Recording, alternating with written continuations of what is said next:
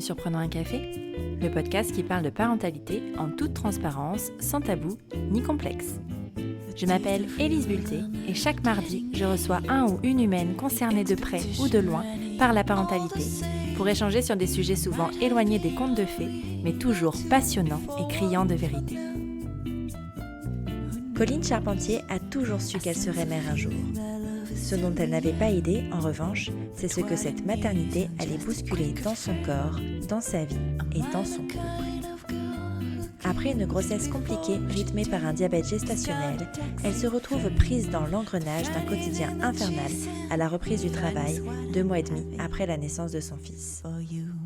Dès lors, Colline est envahie par de multiples formes de culpabilité et donne tout pour assurer sur tous les fronts. Seule.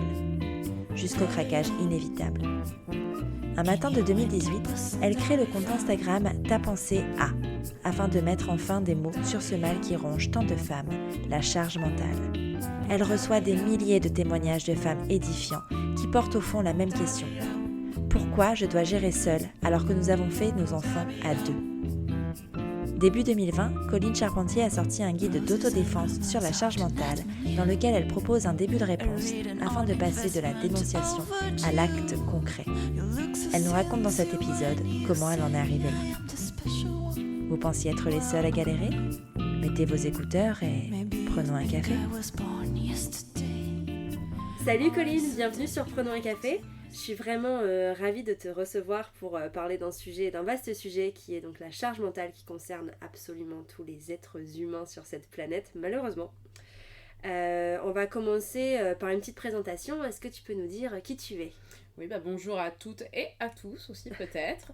Moi je m'appelle Colline Charpentier, j'ai 33 ans, je suis à la base prof d'histoire-géographie en collège à Saint-Denis. Donc dans le 93, et j'ai aussi de nombreuses activités. Je suis aussi éditrice pour les éditions Daronne, et je m'occupe aussi du compte Instagram qui s'appelle Ta pensée a.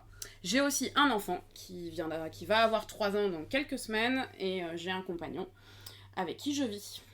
Est-ce que pour toi, il a toujours été clair que tu aurais un enfant un jour ? Oui, ouais. Et alors d'ailleurs, je pense que c'est... En fait, c'est assez bizarre, si tu veux, parce que donc je suis très engagée sur la question féministe. J'ai fait toutes mes études autour du mouvement féministe des années 70 et 80, en travaillant sur les archives. Et dans ma tête, j'ai toujours pensé que j'aurais au moins un enfant. Et d'ailleurs, en fait, c'est pas au moins, c'est juste un enfant. Ouais. Pardon, je vais la refaire. En fait, je pensais juste à un enfant et pas plus. Ça a toujours été très clair pour moi, mais le problème c'est que en fait je souffre des ovaires polykystiques. D'accord. Donc j'ai pas de cycle. J'ai mes règles quand il y a de l'orage, c'est-à-dire une fois tous les 100 jours. Ouais. Et donc cette question de la maternité, elle a commencé à devenir une obsession quand ça faisait un certain temps que j'étais avec mon compagnon. Non pas parce que je me disais il faut vraiment qu'on ait un enfant, c'est un désir très fort, mais c'était surtout la question est-ce que je vais être capable d'avoir un enfant. Ouais. Donc ça, c'est une question qui a été très très difficile à gérer pour moi et qui a mis, je pense, une certaine pression à mon couple pour avoir un enfant. Et dans ma tête, il y a des choses que... Je voulais un enfant avant mes 30 ans, parce que pour plein de raisons personnelles et surtout familiales. Et quand mes 30 ans sont arrivés et que j'avais toujours pas d'enfant, ça a été une grosse déprime. Ouais. Voilà. Et je suis tombée enceinte l'année de mes 30 ans. Donc voilà, donc ça a toujours été très clair pour moi que je voulais un enfant. Mais ça a mis du temps et je pense que ça s'est pas fait dans la simplicité. Ouais. En fait, il y a des gens pour qui c'est simple. On se dit, je veux un enfant et puis je tombe enceinte le mois d'après. Moi, j'ai quand même attendu peut-être 1 an et demi avec une fausse couche au milieu. D'accord. Voilà, donc c'est un projet qui a mis du temps.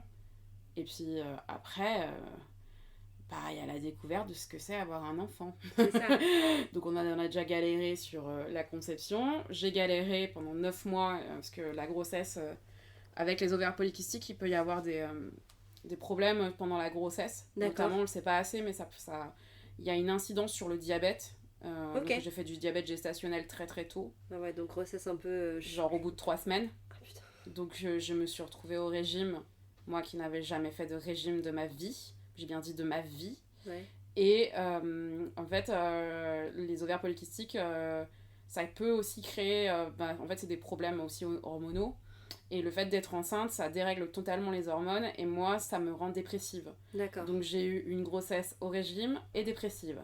Donc c'était vraiment... je pense que... Voilà. Bah, je suis contente de l'avoir fait une fois. Ouais, c'est ça. Mais merci, T'es pas prête de voilà, recommencer. j'ai contribué, c'est bon, ça c'est Ouais, fait. c'est fait. Voilà. Ouais, c'est vraiment pas quelque chose que... Enfin, tu t'es pas épanouie du tout dans la grossesse, c'était vraiment... Ah non. Pas du tout. Ah mais non, mais genre moi qui suis hyper active et tout, j'ai pas compris. Puis Ouais. bon, il y a des femmes qui souffrent vraiment très fort pendant le premier trimestre. Moi, je dirais pas que j'en fais partie, mais j'ai eu des nausées quand même qui ont été une catastrophe. Plusieurs fois par jour, Ouais. mais vraiment à vomir pour de vrai. Plus la chaleur, parce que moi j'étais enceinte pendant l'été, parce que mon enfant est né au mois d'octobre. Et vraiment cette question de diabète, elle a été elle a bousillé en fait ma grossesse, quoi. Ouais. C'est ça. Et puis la surveillance du corps, mais ça c'est encore autre chose. On m'a beaucoup surveillée, c'est-à-dire j'avais rendez-vous toutes les 3 semaines. Ouais. Je suis prof, donc j'ai quand même une trajectoire de très bonne élève. C'est-à-dire on me disait qu'il fallait que mon taux soit comme ça, mon taux était comme ça. Ouais. Et puis il fallait manger ça, donc je mangeais ça. Enfin, et donc pendant 9 mois, j'avoue que ça a été quand même compliqué. Et je pense que ce qui a le plus joué sur mon moral, c'est que alors que la société me voit comme grosse, mais moi je me vois pas comme grosse. D'accord. Et pourtant, le fait que je fasse un 46, alors que bon, la moyenne est quand même au 42 en France, j'étais considérée comme une grosse en étant enceinte. Ouais. Et donc le régime allait me faire du bien. En fait, c'est ce que j'entendais autour de moi. D'accord. Sauf qu'en fait, non. Enfin, moi, je vois les photos d'après l'accouchement. Donc, j'ai pas pris 1 kilo pendant la rien grossesse. pris du tout. Non, j'ai rien pris. Et donc, quand j'ai accouché, j'avais perdu 6 kilos. Ouais. Donc, t'étais vachement plus maigre que ce que... Ah ben non, mais ouais. j'étais même plus... Enfin, j'étais méconnaissable, en fait. C'est-à-dire dans les joues, dans tout, quoi. J'avais plus de joues, plus de fesses, plus rien après l'accouchement. Et j'ai trouvé que c'était gênant aussi. Enfin, en fait, il y a toujours une suspicion sur le corps des femmes. Et je trouve que là, sur la grossesse, on est sur le top du top. Ouais. Voilà. Donc, j'ai pas bien vécu ma grossesse, moralement et physiquement. J'ai pas bien vécu mon accouchement, parce que moralement et physiquement, pareil, j'étais pas au top. Donc, en fait... je vais pas refaire. Ouais. C'est bon. Je vais vous laisser. Je vais vous laisser. Voilà. Non mais alors moi je suis partisane du je laisse les autres faire maintenant voilà, aussi parce que j'ai le même choix. Je laisse faire et je vous laisse découvrir. Ouais. Voilà. Ton désir d'enfant il était vraiment lié donc du coup à l'enfant lui-même. Comment t'imaginais la vie de parent avant d'avoir un enfant? À quoi tu t'attendais? À beaucoup de bazar. Beaucoup de vie et je m'attendais pas à beaucoup de logistique. Ouais. En fait et je m'attendais pas à ce que tout le monde ait un avis sur mon enfant. Ça, ouais. Sur la façon de faire. Mais sur mon enfant tout, et sur moi. Ouais. C'est-à-dire que les regards dans la rue quand ton enfant pleure, les regards à la sortie de l'école. Bon bah moi je suis pas atypique parce qu'il y a plein de femmes qui me ressemblent, mais je veux dire j'ai les cheveux rouges, j'ai des tatouages, je prends de la place, je parle fort, je suis pas la douceur incarnée de la maman qui va apporter le goûter. Déjà faut que j'y pense, mais enfin je veux dire je suis jamais comme ça et en fait dans en fait, je voyais vraiment ce que je suis en train de vivre, je me l'étais imaginé sans problème, c'est-à-dire les chatouilles, les guilis, on raconte des bêtises, et puis tu ramasses un marron, il a sa propre vie, parce qu'en ce moment, mon fils est sur les marrons.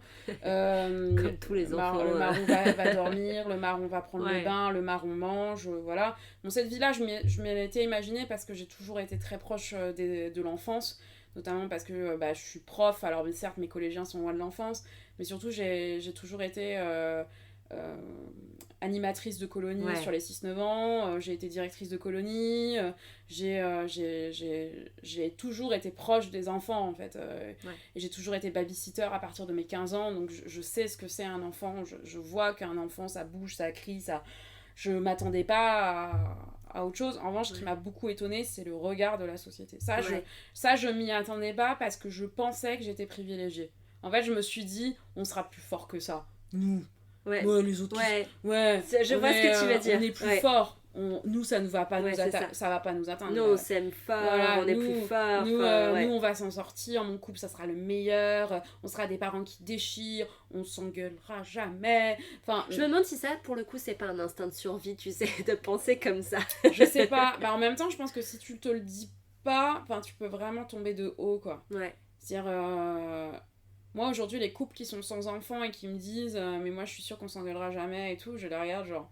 Je suis en train à moitié de siroter mon truc, je les regarde, je fais on verra. C'est-à-dire, c'est pas... tu peux pas avoir un avis parce que t'as pas d'enfant, c'est pas ça, c'est juste que... Tu peux pas juger une situation que tu connais pas. C'est-à-dire que émotionnellement, je pense qu'il y a quand même un chamboulement. Moi, je pense que l'émotionnel n'est pas assez pris en compte dans ce qu'est la parentalité, c'est-à-dire la responsabilité, mais aussi l'émotion forte. C'est-à-dire, t'as pas dormi, t'as la colère, t'as pas dormi, t'as la tristesse, le premier éclat de rire. Je veux dire, on voit tous ces parents qui nous montrent des photos de leurs enfants et on dit mais en fait on n'en a rien à faire, mais en fait pour eux c'est une sensation émotionnelle qui est complètement différente. Moi, je pourrais montrer des photos de mon fils à tout le monde en disant regarde comme il est exceptionnel, parce qu'il y a quelque chose en fait qui se joue au niveau de l'émotion et de l'amour. Et je pense que ça, c'est pas que je m'y attendais pas, mais je pensais pas que ça allait être si fort. Moi j'ai un exemple très simple, première fois que mon fils va sur le pot, j'étais là genre jamais j'appellerai mes parents pour dire que... Et en fait, ce qui s'est passé, c'est que quand mon fils est allé sur le pot, je me suis retrouvée en visio avec mes beaux-parents et mon père. Et j'ai pas compris. En fait, mon fils était sur ce pot, on est avec sa crotte, et genre on était tous en visio et on se regardait tous.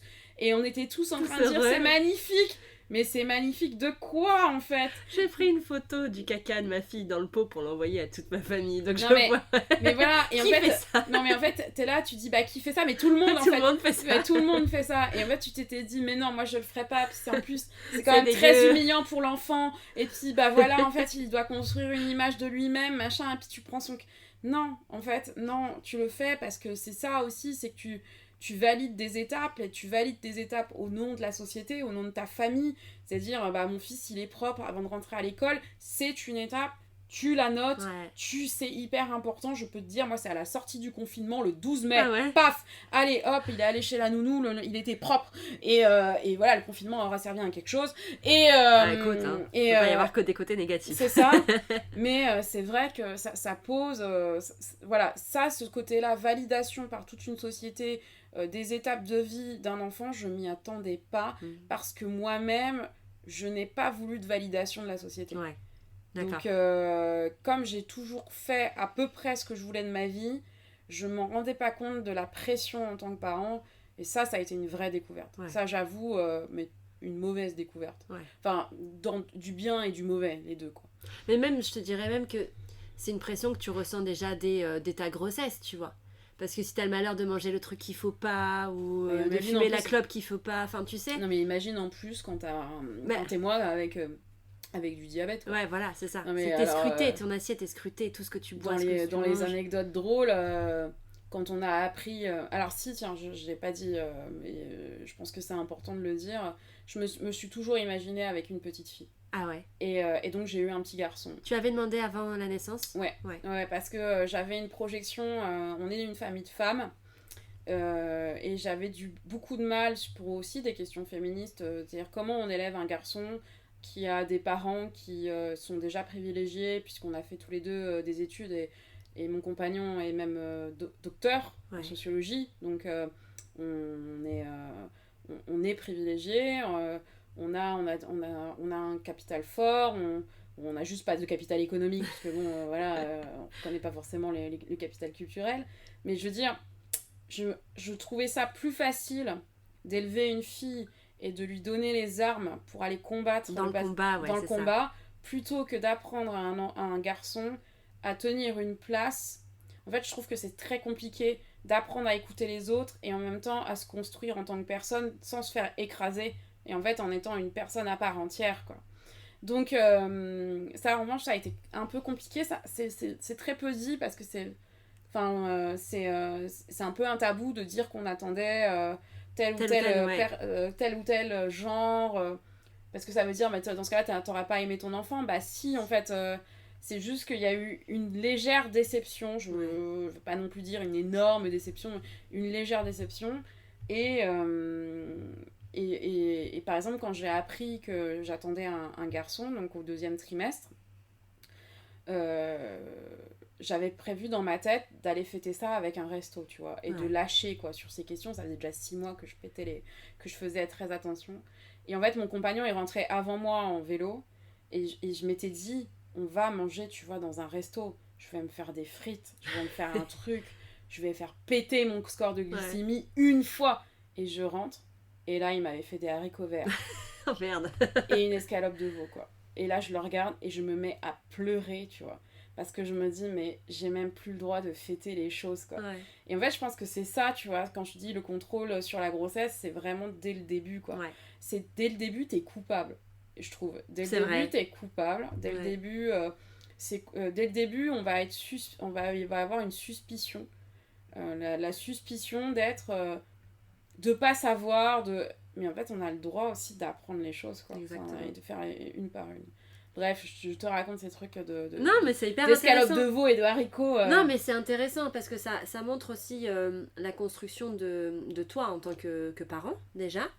Et t'as raison, en fait, parce qu'on a des injonctions comme ça. Et là, c'est parce que toi, t'avais un cas de diabète, mais même dans un cas de grossesse sans pathologie particulière, ben c'est le cas aussi, en fait, parce qu'on surveille ce que tu vas manger à Noël, si tu vas prendre du saumon, si tu vas prendre des sushis, si tu vas... Enfin, tu vois, ce genre de choses. Et tout le monde scrute ce que tu manges, de toute façon, parce que c'est ce qui est en lien direct avec ton enfant. Et à partir du moment où tu manges le truc qu'il ne faudrait pas manger, tu es déjà considérée comme une mauvaise mère, tu sais. C'est comme si on t'attendait, tu sais. Comme s'il y avait quelqu'un qui t'attend en mode pour pointer le moment où tu seras une mauvaise mère. Du coup, c'est un peu compliqué de commencer ce rôle-là en toute sérénité. Donc, puis, par exemple, c'est à la prise de poids. Ouais. Enfin, on te dit de prendre 1 kilo par mois, donc par mois de grossesse, donc c'est-à-dire pas dépasser 9 kilos. Il y a plein de femmes qui le dépassent et qui reviennent après un poids de forme correct. Enfin, leur poids de forme, c'est-à-dire c'est même pas un IMC ou quoi que ce soit, là, c'est le poids de forme. Et il n'y a pas de problème. C'est-à-dire que je pense qu'il y a quand même, alors je dirais pas une surmédicalisation, parce que moi j'ai des copines qui ont perdu des enfants. Dans certains cas, c'est nécessaire. J'ai des copines qui ont perdu des enfants, j'ai des copines qui, grâce à la myosynthèse, ont pu prendre des décisions difficiles. Donc je peux pas parler de surmédicalisation et de dire ah bah voilà, chacun son choix, etc. Je pense qu'il y a des fois où c'est clairement nécessaire et c'est normal. En revanche, on peut très bien aller voir tous les mois sa sage-femme ou son gynécologue et être traité comme un être humain normal, en fait. Oui. C'est juste ça, en fait. Là, moi, je pense que c'est là où ça vient, où ça commence à être intéressant. C'est aussi la manière dont les soignants traitent le corps des femmes. Ouais. Alors, il y a ceux et celles qui respectent et moi, j'ai carrément une liste, en fait, de ces gens où on peut aller les voir, par exemple, sans de problème de grossophobie, sans de problème, en fait, où on va te juger parce que t'es, par exemple, je sais pas, moi, t'es tatouée, t'as les cheveux de telle manière, sans te juger parce que t'es lesbienne et que t'es enceinte, enfin, je veux dire, des soignants, en fait, qui te prennent en tant que personne humaine et pas comme juste quelqu'un à qui il faut apprendre la vie parce que t'as rien compris et que t'as pas fait 12 ans d'études. Ouais. Voilà, après, je pense sincèrement qu'il est important de se suivre les femmes médicalement parce que voilà, j'ai vraiment trop d'amis à qui il est arrivé des choses difficiles, mais il y a quand même une manière de s'adresser, en fait, aux personnes qui ne soient pas dans le jugement, quoi. C'est ça. Et ça, en revanche, ils n'apprennent pas ça en école de médecine, quoi. Non. Mais c'est ça aussi le problème, tu vois, c'est toute une chaîne à revoir. C'est que du technique, finalement, ce qu'ils apprennent en médecine, c'est du biologique, du technique, mais un peu d'éthique, d'éthique. Ouais, bien sûr, mais ils se rendent pas compte qu'il n'y a pas l'empathie, tu vois. Ils apprennent pas à soigner des humains. Et puis surtout, l'empathie, quand elle est créée, ils sont considérés comme faibles. Ouais. Par exemple, dans les hôpitaux, quand on a une interne qui est un peu différente, qui va écouter, on va lui dire qu'elle perd son temps. C'est-à-dire qu'il faut voir aussi que c'est vu comme un tel ou tel métier. Alors, bien sûr que pas tous les médecins, pas tous les... Non, mais mais j'ai pas envie d'aller sur le terrain de pas tous les... je suis d'accord avec toi, mais en fait, il faut quand même être très honnête sur la manière dont on nous apprend nos métiers, que ce soit dans tous les métiers du soin, quelle est la constance. La constante, c'est aussi que on va pathologiser directement tout ce qui concerne la grossesse, on va faire en sorte de faire porter un poids très fort, notamment sur les mères, quoi. Ouais, c'est vrai. Tu vois, du coup, je me rends compte que moi, j'ai été très chanceuse parce qu'à aucun moment de ma grossesse, mon poids a été une question. J'ai pris 20 kilos plus. Je me suis arrêtée de compter à 20 parce que de toute façon, je ne voyais plus le chiffre sur la balance. Mais à aucun moment, ça a été un problème. Pourtant, j'étais pas censée prendre autant de poids. Et au premier trimestre, j'avais déjà pris 4 kilos. J'étais pas malade et j'habite dans le Nord, donc je mangeais beaucoup de frites, certes, mais c'était un choix. Enfin, c'est surtout mon bébé qui me disait non, mais ça c'est bien, ça c'est bien, ça c'est bien. Mais tu vois, j'ai eu la chance d'être, et c'est triste de dire que j'ai eu la chance d'être accompagnée par des personnes qui n'ont jamais questionné mon poids, qui n'ont jamais dit que je prenais trop de poids ou que j'en prenais pas assez, parce qu'il y a aussi ça, aussi parfois des femmes qui ne prennent pas beaucoup de poids, et c'est comme ça. Donc j'ai eu vraiment cette chance-là et tout le monde devrait l'avoir en fait finalement. Mais tu vois, par exemple, cette question de poids, moi je l'ai eu carrément 2 ans avant l'arrivée de mon fils, ne serait-ce que par ma gynécologue que j'avais depuis un certain temps, qui était même la gynécologue de copine, qui m'a dit moi je ne traiterai pas vos ovaires polykystiques tant que vous n'aurez pas perdu de poids. Je faisais un 44. J'avais du poids en plus, mais je me considérais... j'étais pas dans les... en fait, même... En fait, mais quand bien même, ouais. Mais quand bien même, en fait. C'est-à-dire que tu veux pas répondre à ma question parce que je suis grosse et que tu considères que j'aurais le droit à être traitée dignement le jour où j'aurais perdu du poids. Et c'est même pas une question, tu vois, de genre je suis pas trop gros, je suis un peu gros. On s'en fout, en fait. Et ça, ouais, ça a été particulièrement compliqué. Alors, ce que j'ai fait, c'est que j'ai changé de gynéco, en fait. Ouais. Que mais tu vois, il y a beaucoup de femmes qui osent pas, tu vois.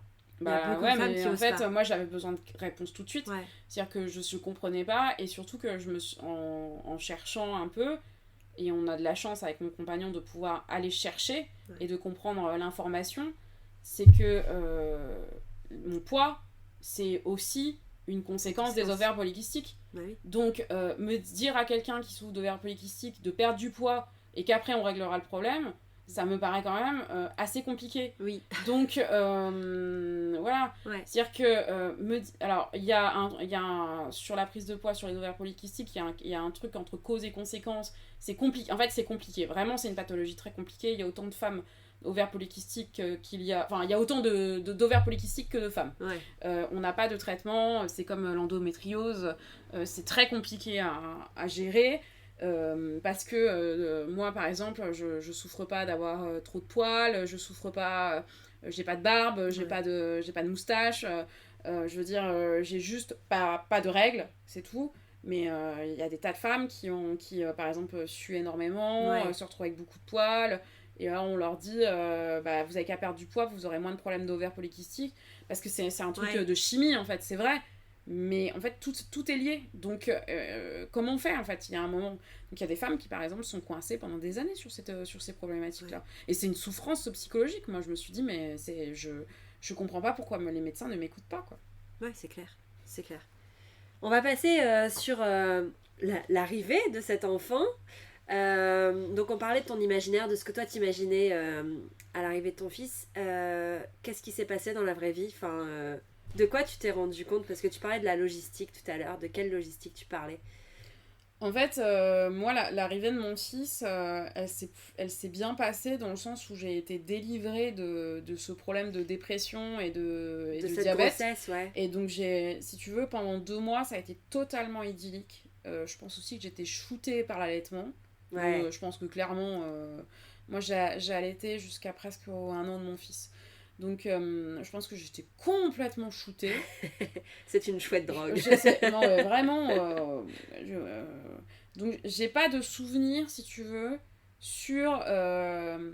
C'est difficile. Ouais. Parce que déjà, j'étais à l'allaitement à la demande, j'étais à la maison, j'ai eu la chance, tu vois, on n'arrête pas de dire le mot chance, mais c'est pas mais vrai. C'est pas une chance. J'ai eu beaucoup de soutien de mon compagnon parce il travaillait à la maison. Donc j'étais jamais seule. Ouais. J'étais jamais seule, sauf le mardi après-midi parce qu'il avait un cours à donner. Ouais. Donc j'étais jamais seule.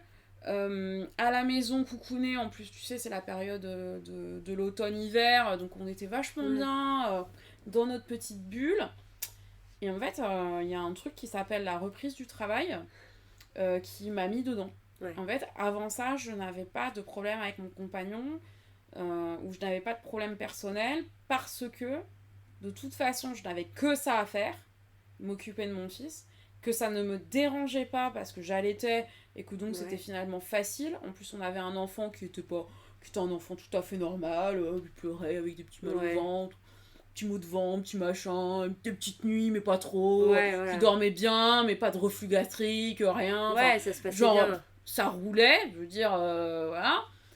Mais alors, la reprise du travail, mais une catastrophe. T'as repris au bout de combien de temps ? Alors, moi, j'ai voulu reprendre très rapidement, donc j'ai repris en janvier. Donc, mon fils avait 2 mois et demi.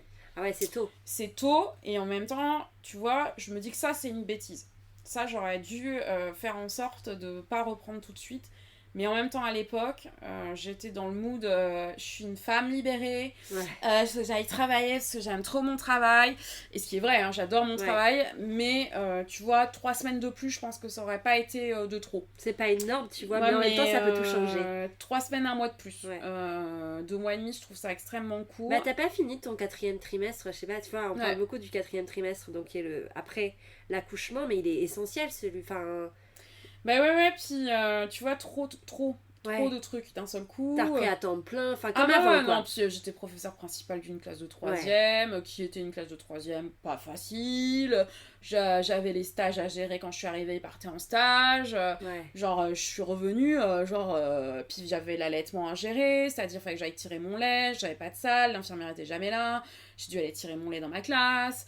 J'avais la logistique, puis il fallait et puis en fait à ce moment-là mon fils a commencé à faire des reflus gastriques comme de par hasard, tu vois, et en fait à ne plus dormir, donc alors qu'il dormait plutôt bien, même si on a fait du cododo pendant longtemps, d'un seul coup bah plus rien, quoi, et là complètement dépassé, mais alors dépassé, et culpabilité d'avoir repris, culpabilité de pas être avec lui, mais pas non plus au point...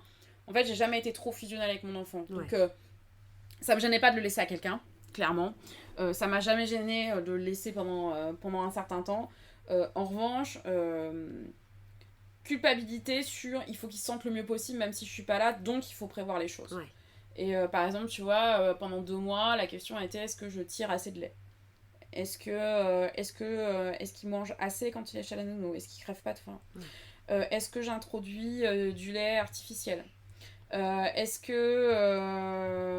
je le fais ?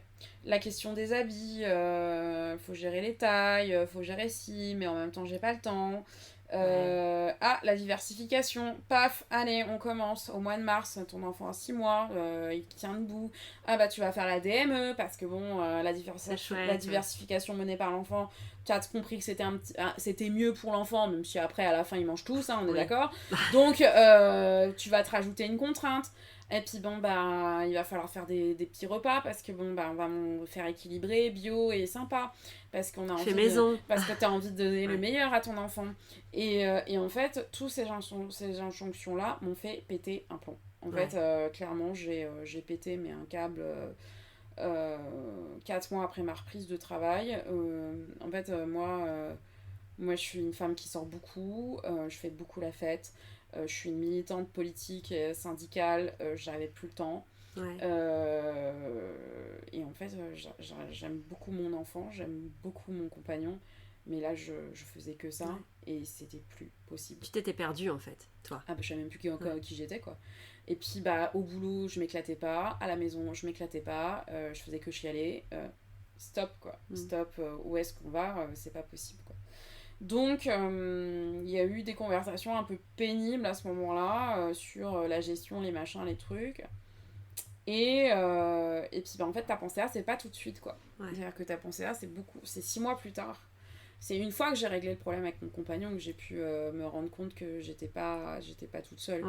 Je suis pas allée laver mon linge sale sur les médias devant tout le monde. Moi, mon linge sale, il avait déjà été lavé. Bah, généralement, c'est comme ça. Hein. Tu sais, quand tu commences à créer un truc, c'est qu'il s'est passé quelque chose que t'as réglé.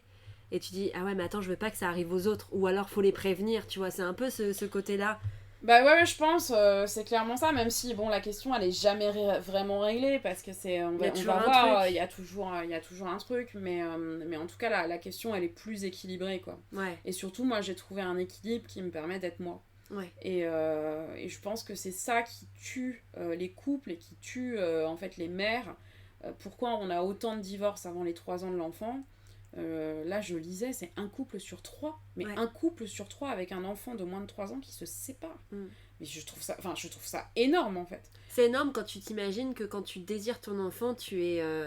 T'as l'impression d'être invincible, tu sais, ou même pendant la grossesse, tu dis « Ah mais ça ne arrivera jamais », et puis d'un coup, ça va tellement vite, cette cascade en fait, après l'arrivée, tu te laisses submerger très rapidement, et puis comme tu disais tout à l'heure, t'as cette pression, ce truc-là, et quand t'essayes d'en parler, t'es tellement dans la colère qu'en fait t'es dans l'accusation plus que dans la discussion constructive, et en fait ça va vite parce qu'on finit par plus comprendre. Bah c'est ça, et puis bah surtout, moi je vois plusieurs cas, donc je vois le couple qui se sépare avant les 3 ans de l'enfant, après s'ils sont heureux tous les deux ensuite, voilà, ils sont séparés, c'est pas grave, mais je veux dire c'est quand même une épreuve de se séparer, et je vois ces mères qui s'oublient jusqu'à l'entrée au collège des enfants, parce que des fois ça va jusque là, donc 11 ans, 12 ans... Parfois plus, parce que si elles en ont 2 ou 3, bah, ça peut être 14, 15 ans. Parfois, c'est même jusqu'au départ. Jusqu'au départ, sur 18 ans, où elles vont s'oublier totalement, et où elles se réveillent un matin en se disant mais à quoi je sers, quoi. Et je trouve ça d'une tristesse, mais d'une tristesse, je comprends même pas, en fait, comment on n'a pas pu déjà prendre la question à bras-le-corps, parce que je pense que ça, c'est justement, moi, mon souci, c'est-à-dire... J'ai pas envie de me réveiller aux 18 ans de mon enfant et de me dire alors certes ça sera une personne merveilleuse, certes il fera tout ce qu'il veut, mais moi où j'en suis quoi. C'est voilà, alors ça peut être vu comme égoïste par certains, mais en fait c'est je pense aussi sain d'un point de vue psychologique de pas s'oublier et de pas, parce que en fait si on considère qu'on met tout dans son enfant, c'est aussi très mauvais pour lui en termes psychologiques. Bien sûr. Parce qu'il va avoir le poids de notre réussite ou de notre non-réussite. Et je pense que c'est pas bon non plus. Non, c'est pas bon. Et tu vois, tu parlais d'égoïsme. Moi, je n'aime pas du tout la connotation négative sur le mot égoïste. Parce qu'en fait, avoir un enfant, déjà, c'est égoïste. C'est vrai, tu fais pas un enfant, même si tu veux lui apporter tout ce que tu veux, tu le fais quand même pour toi. C'est toi qui as un désir d'enfant à la base. Donc déjà là, c'est un acte égoïste. Et puis tu peux pas dire, enfin, et c'est un bon acte, enfin, je veux dire, si tu le veux, si tu le désires, ça te rend heureux, bah c'est pas quelque chose qu'on va te reprocher derrière ou quoi que ce soit. Enfin, il y a un moment où l'égoïsme est nécessaire au bien-être, en fait. T'es obligé. C'est parce que c'est un mot en iste ou en isme, donc du coup, forcément, il a un impact négatif. Mais je sais pas par quoi on pourrait le remplacer, qui voudrait dire la même chose, mais enfin, avec quelque chose de positif. Il faut être égoïste pour s'en sortir dans la vie. Il faut être égoïste pour être heureux. Il faut être égoïste, pas à outrance, parce que les extrêmes dans tous les cas sont jamais bons. Mais c'est important, enfin. Et puis c'est quoi le modèle que tu montres à ton enfant si t'es pas un petit peu égoïste ? Bah, je pense que tu vois, par exemple, moi, cette contradiction-là que j'ai, je la transforme avec tout ce qui est politique et collectif. C'est-à-dire que je pense, alors je suis d'accord avec toi sur l'égoïsme, mais moi, je pense sincèrement que c'est par les actions collectives et en se rendant compte que quand on devient mère, en fait, on est une identité politique. C'est-à-dire que dans la société, être une mère, c'est une identité politique, c'est-à-dire qu'on attend telle ou telle chose d'une mère, et que c'est par le collectif et par ces mères en fait qui commencent à se comprendre qu'on peut changer les choses aussi, et que tu pourras devenir égoïste. Parce que justement, moi, quand j'ai créé Ta Pensée A, c'était pour toutes ces mères qui sont seules qui sont seules, non pas parce qu'elles sont parce seules, que, pas mais célibataires. pas mais- célibataires ouais. ou divorcées ou veuves, mais parce que en fait elles sont seules dans leur malheur en fait, Ouais. c'est dans leur quotidien, dans leur souffrance et qu'elles sont pas comprises.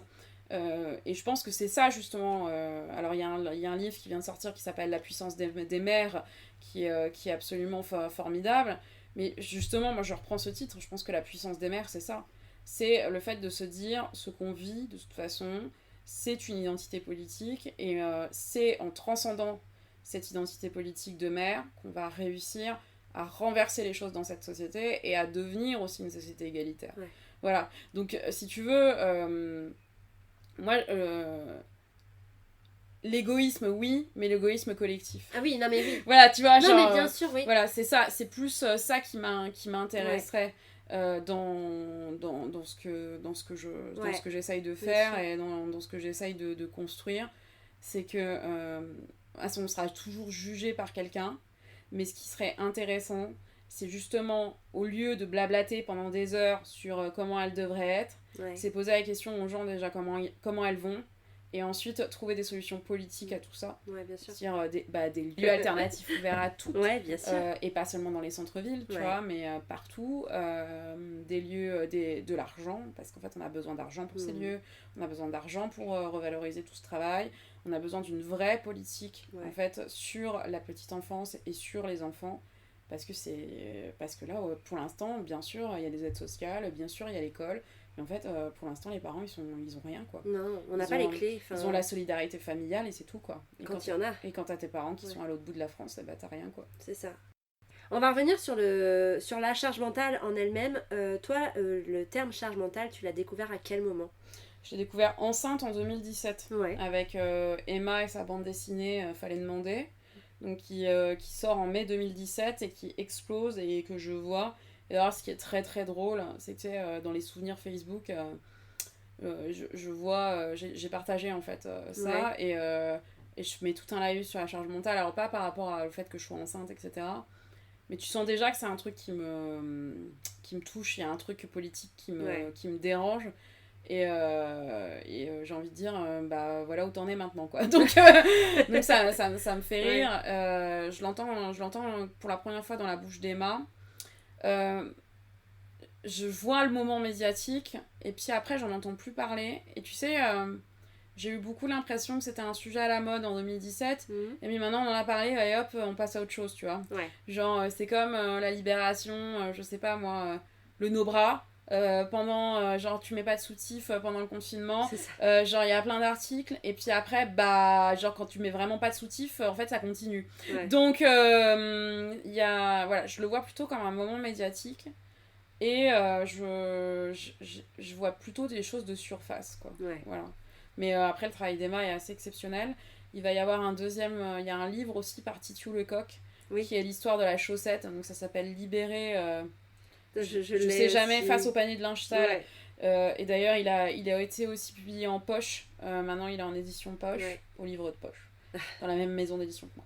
Et en fait Titiou aussi reprend tout ça et va plus loin que Emma dans la sociologie, dans les enquêtes. Et il est aussi très bien, mais je le découvre pas maintenant en fait. Enfin, je le découvre pas en 2017, je le découvre beaucoup plus tard quand je commence vraiment à m'intéresser à ces questions de charge mentale. Et donc tu crées le compte Instagram Ta-Pensée-A. Tu le crées comment ? Enfin, à quel moment tu t'inscris sur Instagram Ta-Pensée-A ?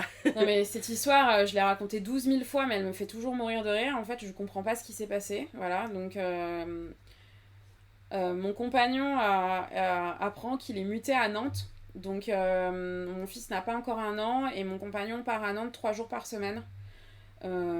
Sachant qu'on avait déjà passé une année difficile et que j'étais pas dans la meilleure des conditions, sachant qu'il terminait aussi sa thèse. Donc lui, il était pas bien. On n'avait pas passé l'été ensemble parce qu'il écrivait. Voilà. Et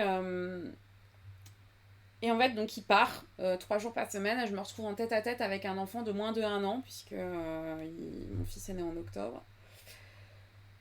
Et un soir, je vais au parc. Alors, il devait faire beau parce qu'on était au mois de novembre, début novembre. Je vais au parc et je vois plein de copines qui ont mon âge ou qui me ressemblent, des profs que je vois de loin. Et elles parlent toutes de charge mentale sans s'en rendre compte. Mais vraiment, et puis mince, il a oublié encore sur la liste de courses le papier toilette. Puis t'as pris les couches. Ah non, il a encore oublié. Et t'as celle qui dit on a un déménagement, il a pas fait les cartons, mais bon, il a des copies à corriger. Et moi j'étais là, genre, mais toi aussi, meuf, t'as des copies à corriger, t'es prof. Elle me fait, ah ouais, t'as raison, mais moi, bon, je vais m'organiser autrement.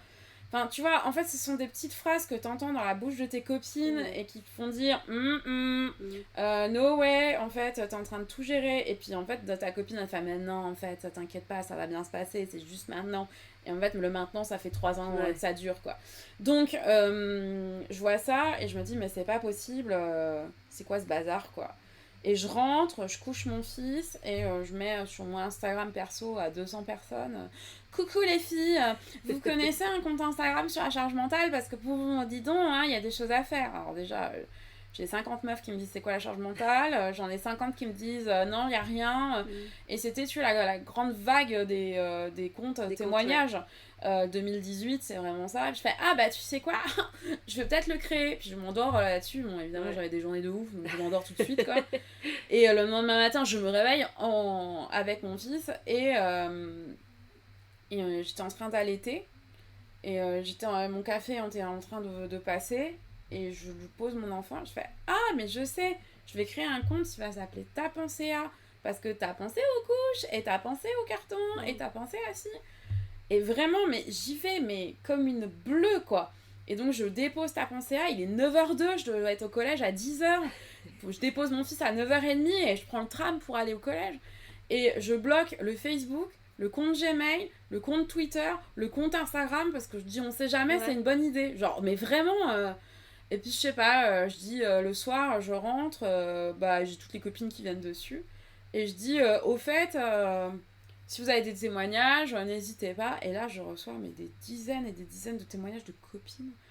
Et je dis, ouais, mais alors comment on va faire pour donner un truc? Et je dis, on va donner toujours la même phrase. Pour moi, la charge mentale, c'est quand? Et je dis, mais moi, je veux pas faire un compte de développement personnel et de solutions, parce qu'en fait, je pense qu'il n'y a pas de solution miracle. Sinon, les féministes, elles les auraient déjà données. Ouais, c'est ça. C'est-à-dire 3 soupçons de déconstruction, 2 cuillères à soupe de communication et un petit peu d'organisation. En fait, non, ça n'a rien à voir. Il n'y a pas de recette miracle. Et je dis, moi, en fait, je fais beaucoup de sociaux et d'histoire. Je vais l'accompagner, mes posts de sociaux et d'histoire, parce que je trouve ça cool. Et puis, voilà, quoi. Et puis, en fait, j'ai une copine de copine qui a envoyé à mademoiselle.com. D'accord. Donc 5 jours après la création. Ah ouais, c'est hyper rapide. Non mais attends, c'est pas fini. 5 jours après la création. Et là, en 10 jours, j'arrive à 10 000 abonnés. Et là, je comprends pas. Mais ouais. Et là, je comprends pas parce qu'en même temps, j'ai je sais pas, 40 journalistes qui m'envoient des mails. Moi, je gère, mon enfant toute seule parce qu'il est à Nantes. Je comprends rien, quoi. Je comprends rien. J'ai plein de témoignages, je m'en sors pas. Instagram, je connaissais, mais pas tu vois, pas poussé, pas professionnellement. Pas professionnel, ouais. Je découvre qu'il y a des outils professionnels, je découvre qu'en fait on peut être influenceuse, d'accord, j'ai le sweep up en 15 jours, il paraît que c'est exceptionnel, je m'en rends pas compte. Ouais. Et en fait, là où ça commence à être vraiment compliqué, c'est qu'au bout d'un mois, déjà je reçois la même journée un mail du livre de poche, là où on est actuellement. Ouais.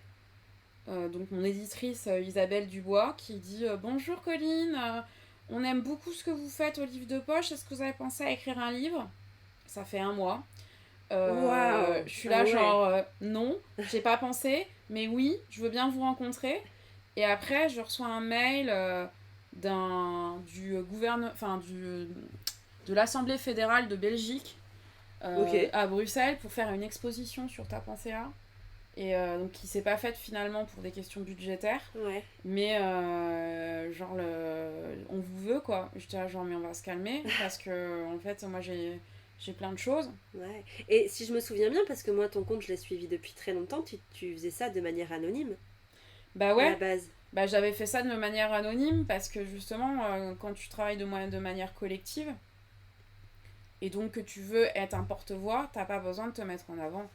C'est-à-dire, en fait, j'ai beaucoup de mal avec la question du rôle modèle. Ouais. Parce que pour moi, en fait, c'est vouloir correspondre à quelqu'un qui n'est pas nous. Et donc, c'est gênant.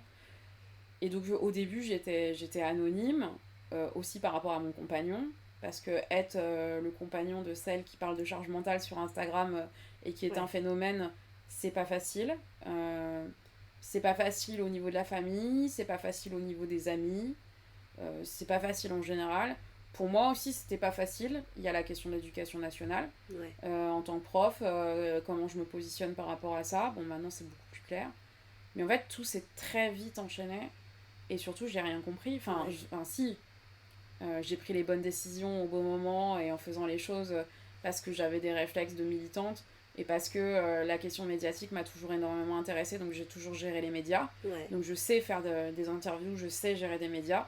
Mais en fait, si j'avais pas eu ce capital militant, je sais pas comment je m'en serais sortie. En fait, clairement. Voilà. Donc c'est allé très très très très vite. Beaucoup trop vite, je pense. Après, je regrette rien, parce que ça m'a apporté quand même des choses incroyables. Mais je me suis sentie quand même assez seule, parce que rapidement, je me suis retrouvée avec des témoignages de femmes, en fait, qui sont violentées. Parce qu'on va en parler, mais la charge mentale, l'injonction à avoir une maison parfaite, c'est aussi une injonction en tant que sur les femmes, ça peut aller très très loin. Ça peut aller très très loin. Mais par exemple, ton repas est pas à l'heure, on te fout une gifle. Voilà, donc ça, en revanche, j'étais pas prête à recevoir aussi de nombreux témoignages comme ça. Ouais, parce qu'il faut être fort quand même pour encaisser ça. Il faut être hyper solide. Ouais. Qu'est-ce que tu leur parce que les témoignages, quand tu les recevais, tu répondais ou en fait, au début, j'avais pas de formulaire. Donc, je classais les choses dans ma boîte, mais c'était une horreur. En fait, là, le formulaire me permet juste de pas me prendre la violence directement. En fait, c'est pour pouvoir les trier, parce que derrière, j'ai une envie sociologique de pouvoir faire un jour un travail socio pointu sur les témoignages de Tapenséa. Mais d'avoir en fait des archives. Voilà, en fait, je suis en train d'archiver des témoignages. Là, on est autour de 12 000 témoignages. Hein. Ah oui, quand donc, même. il y a quand même ce qu'il faut. Sachant qu'il y en a certaines qui viennent 15 ou 20 fois. Hein, parce qu'il y en a une qui aime bien se décharger. Elle se défoule un peu. Elle se défoule, mais ça leur fait du bien, donc c'est bien. Et puis moi, ça m'évite de me prendre directement la violence des choses. Et c'est vrai que ça, je gère mieux maintenant que j'ai le formulaire. Ouais, complètement. Mais donc du coup, tu parlais tout à l'heure du livre de poche, c'est arrivé super vite, je pensais pas. Je pensais que c'était arrivé vraiment, tu vois, genre 1 an après. Parce que dans le livre, il est en 3 parties ce livre, c'est pas... Il y a des témoignages que tu reçois, enfin qui sont sur le compte Instagram, mais c'est aussi une recherche un peu plus poussée sur la définition, tu proposes des solutions aussi, tu l'écris de toute façon sur le titre, c'est un guide.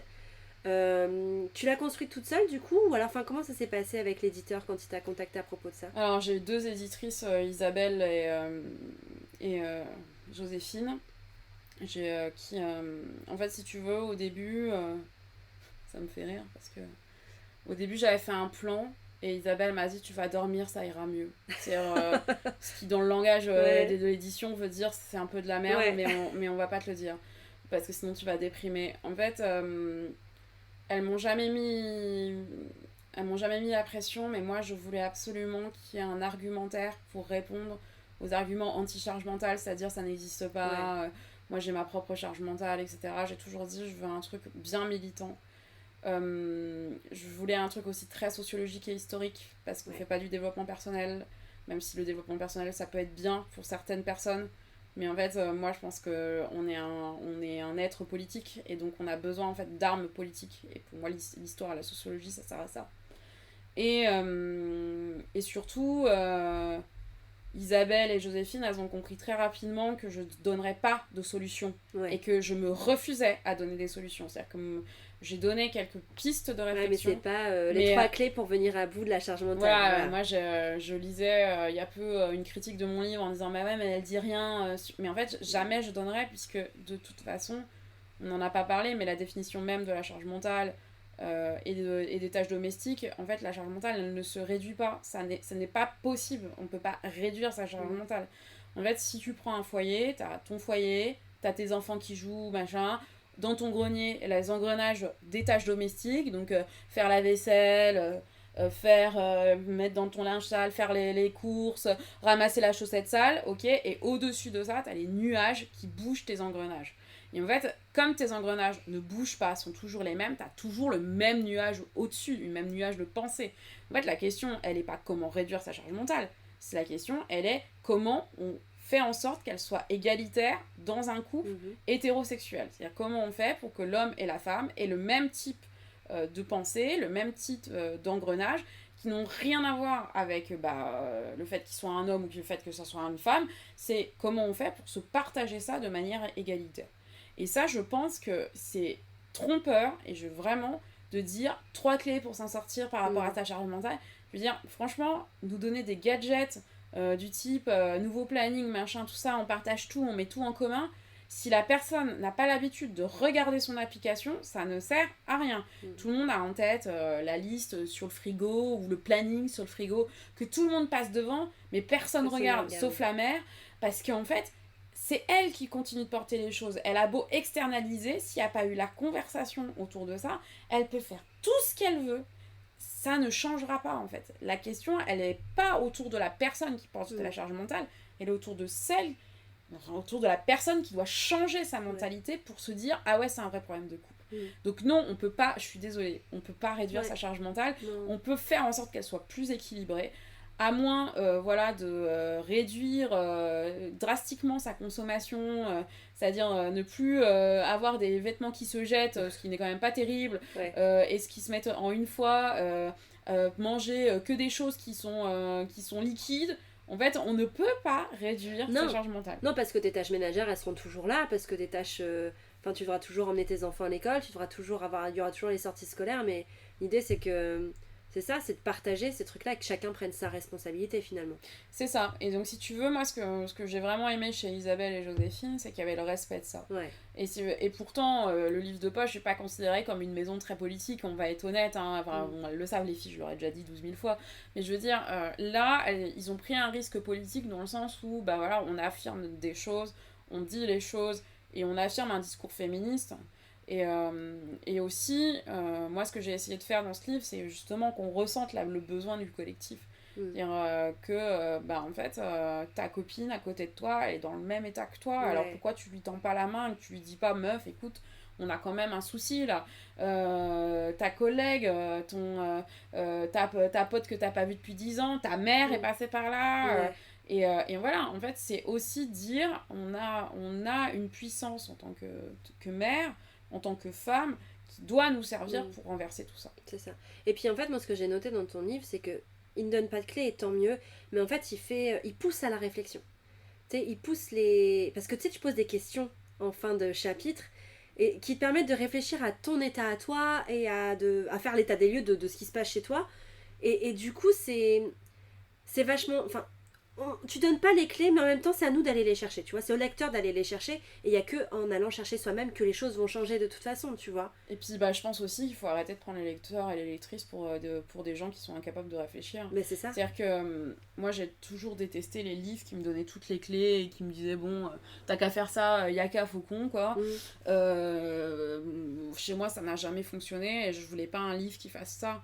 Et puis surtout, tu vois, par exemple, je trouvais ça quand même très présomptueux de ma part de donner des clés alors que je suis une femme bac+5 propriétaire avec un emploi certes prenant, mais je veux dire j'ai quand même des vacances scolaires, j'ai pas 5 semaines de vacances par an, je me lève pas à 4h du matin tous les matins pour aller travailler, je me voyais mal en fait donner des leçons de vie à des gens qui ont une vie peut-être beaucoup plus compliquée que la mienne ou qui décident d'externaliser leurs problèmes, c'est-à-dire par exemple de prendre une personne pour faire le ménage ou de garder les enfants. Moi je veux dire, je suis pas là-dedans, mais en même temps je suis personne pour dire aux gens faites ça. En revanche, moi ce qui m'intéresse c'est qu'on pose ces questions-là et qu'on fasse des décisions politiques ensemble. C'est-à-dire est-ce qu'aujourd'hui on est capable de décider ensemble que le modèle qu'on a, ça rend malheureuses les mères, ça rend malheureux les pères aussi parce qu'ils ont l'impression d'être considérés comme des enfants, et c'est vrai, C'est-à-dire que dans la manière dont ils se comportent, ils ne sont pas responsables. Enfin, je le dis dans le livre, si ton frigo est plein, si t'as un repas propre, un repas chaud, si tes habits sont propres, que t'as une contraception maîtrisée et que tu sais pas comment c'est possible, c'est qu'en fait quelqu'un le fait pour toi. Ouais. Donc il faut aussi se poser les bonnes questions en tant que mec dans un couple hétérosexuel. C'est-à-dire, si j'ai tout ça, ça veut dire que quelqu'un le fait et donc j'ai des privilèges parce que je suis pas obligée de penser à ça. Ouais. Et c'est ça, en fait, c'est aussi poser cette question-là. Finalement, que les femmes soient d'accord avec moi, je suis très contente. Tu vois, genre, oui, on s'entraîne, machin. Mais pour moi, en fait, ce que je comprends pas, c'est pourquoi les mecs, ils se posent pas la question pour de vrai. Mais tu vois, genre, pas un tout petit peu, et pas genre juste, oui, on va mettre un congé paternité, ou oui, parce que dans mon entreprise, je peux faire du home office. Voilà, du home office, donc c'est bon, Ouais. je suis sauvée, machin. Non, c'est pas toi, c'est aussi en tant que mec, qu'est-ce que tu vas faire pour donner des privilèges et prendre une partie en fait de tes responsabilités sur ton foyer, même si t'as 60 heures semaine, même si tu gagnes 2 fois plus que ta meuf, qu'est-ce que tu fais quoi. Voilà, moi j'ai un très gros emploi du temps, mais dans mon emploi du temps, c'est marqué aller chercher mon fils, faire ci, faire ça, une liste avec les repas, machin. C'est comme ça. En fait, ça fait partie et je ne pourrais pas faire autrement. Non. Merci Colline. On peut retrouver donc ton livre dont on en parlait tout à l'heure qui est publié au livre de poche qui s'appelle Ta pensée à, guide d'autodéfense sur la charge mentale. Le compte Instagram est toujours actif, hein, mais c'est un collectif en fait maintenant. C'est en train de se transformer en collectif. Ah, c'est chouette. Ouais. C'est bien, c'est bien. Bah ouais, parce que toute seule, j'arriverais pas à faire bouger tout le patriarcat, alors que là, on va y arriver. Et c'est quoi alors la suite pour toi, là, ton actu? Là, mon actu, c'est donc le Ta pensée est en train de se transformer en collectif, donc je suis en train de former les gens qui sont en train de faire ça. On a 250 personnes qui ont décidé de se lancer, donc on est en train de voir ça. Puis moi, mon actu, elle est toujours autour de Ta pensée à, des éditions d'Aaron et puis du collège, voilà. Merci beaucoup. De rien. Ce podcast vous a plu ? Le meilleur moyen de lui rendre hommage est de le partager en me taguant sur Instagram @elise_prenons un café, mais aussi et surtout de le noter de 5 étoiles et de laisser un avis sur Apple Podcast. Vous êtes sur Prenons un café, le podcast qui parle des sujets de parentalité en toute transparence, sans tabou ni complexe. Je vous retrouve mardi prochain pour un nouvel épisode et d'ici là, prenez bien soin de vous. Autour d'un café.